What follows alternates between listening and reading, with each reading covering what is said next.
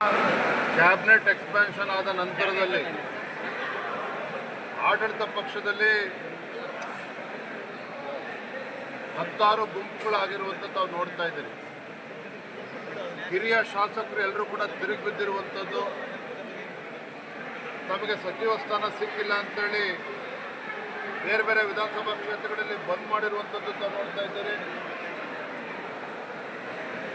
ಟೈರ್ಗಳೇ ಬೆಂಕಿ ಹಚ್ಚಿ ಪ್ರತಿಭಟನೆ ಮಾಡಿರ್ತಕ್ಕಂಥ ನಾವು ನೋಡ್ತಾ ಇದ್ದೀವಿ. ಪಾಪ ಮುಖ್ಯಮಂತ್ರಿಗಳು ಕ್ಯಾಬಿನೆಟ್ ಎಕ್ಸ್ಪೆನ್ಷನ್ ಅಂತೇಳಿ 16 ಬಾರಿ ದೆಹಲಿಗೆ ಹೋಗಿದ್ರು.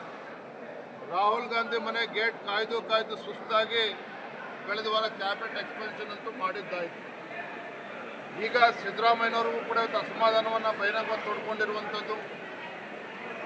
ಶಾಸಕರು ಇವತ್ತು ಸಚಿವರು ಖಾತೆ ಬಗ್ಗೆ ಖ್ಯಾತೆ ತೆಗೆದಿರ್ತಕ್ಕಂಥ ಪರಿಣಾಮವಾಗಿಯೇ ಮುಖ್ಯಮಂತ್ರಿಗಳು ಮತ್ತೊಮ್ಮೆ ದೆಹಲಿಗೆ ದೌಡಾಯಿಸಿರ್ತಕ್ಕಂಥದ್ದು.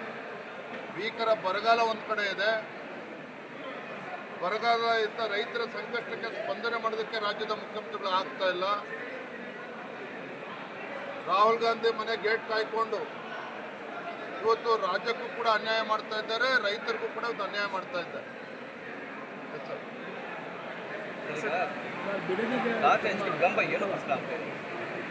ವಿಳಂಬ, ಮುಖ್ಯಮಂತ್ರಿಗಳು ಗೊಂದಲದಲ್ಲಿದ್ದಾರೆ. ಖಾತೆ ಹಂಚೋದಕ್ಕೆ ವಿಳಂಬ ಯಾಕೆ ಆಗ್ತಾ ಇದೆ ಅಂತ ಹೇಳಿದ್ರೆ, ನಮ್ಮ ರಾಜ್ಯದಲ್ಲಿ ಯಾರಿಗೆ ಯಾವ ಖಾತೆ ಕೊಡಬೇಕು, ಯಾರಿಗೆ ಮಿನಿಸ್ಟರ್ ಮಾಡಬೇಕು ಎಲ್ಲ ತೀರ್ಮಾನ ಮಾಡುವಂಥದ್ದು ರಾಹುಲ್ ಗಾಂಧಿ ಅವರು, ಕೆ ಸಿ ವೇಣುಗೋಪಾಲ್ ಅವರು.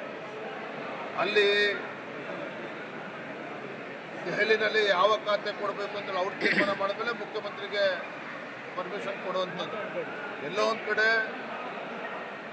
ದೆಹಲಿಯಿಂದ ಕಾಂಗ್ರೆಸ್ ಹೈಕಮಾಂಡ್ ಇಡೀ ರಾಜ್ಯ ಸರ್ಕಾರವನ್ನು ಕಂಟ್ರೋಲ್ ಮಾಡ್ತಕ್ಕಂಥ ಕೆಲಸ ಮಾಡ್ತಾ ಇದ್ದಾರೆ. ಇದರ ಪರಿಣಾಮ ಇವತ್ತು ಖಾತೆನೂ ಕೂಡ ಹಂಚೋದಕ್ಕೆ ಇವತ್ತು ಕೂಡ ಆಗ್ತಾ ಇದೆ. ಸರ್, ಕೆ ಎಸ್ ಈಶ್ವರಪ್ಪ ಅವರು ಬಿಜೆಪಿಗೆ ಮತ್ತೆ ಬರ್ತೀವಿ ಅಂತ